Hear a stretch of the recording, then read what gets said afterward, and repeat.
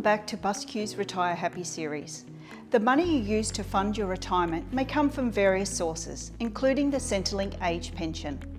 Let's talk about the age pension, how eligibility is assessed, and how it may interact with your super. Your eligibility for the age pension will generally come down to three things. The first is your age. Most people qualify at age 67. The second is your residency. You must be an Australian resident and physically present in the country on the day that you submit your claim. You must have lived in Australia for at least 10 years and continuously for 5 of those years. If you're the right age and you meet residency requirements, the third requirement is a means test, made up of 2 tests, an income and an assets test. The age pension is means tested, so to be eligible you must have income and assets under certain limits. You're assessed under both tests, and whichever test you do worse on is the one Centrelink applies to determine whether you get an age pension, and if so, the amount of your payments.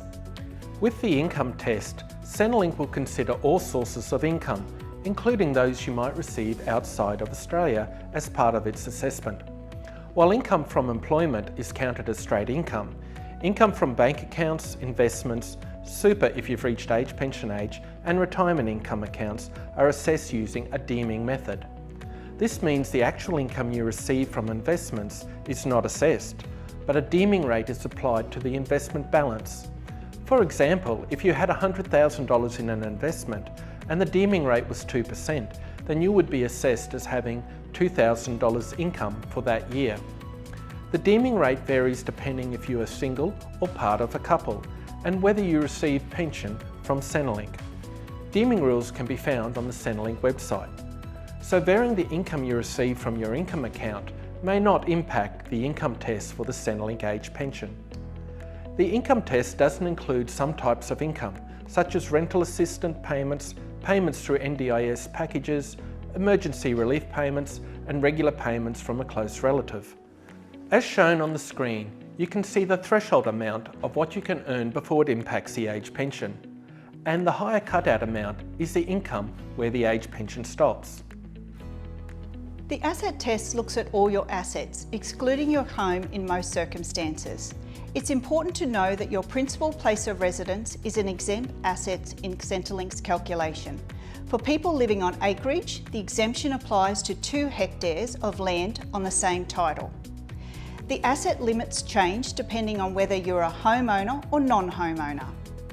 The limits are shown on the screen. The asset test has a lower limit, and if you are under that, you may be eligible for the full age pension. There is an upper limit, and if you exceed that, you generally won't receive any age pension. If you are somewhere in between, you should receive a part pension. If you meet eligibility for the full pension, the slide shows the current fortnightly payments for a single and a couple. Remember, while funds are in super and you are under age pension age, which is usually 67, Centrelink does not count them towards the means test, but once you start an income account, they are counted.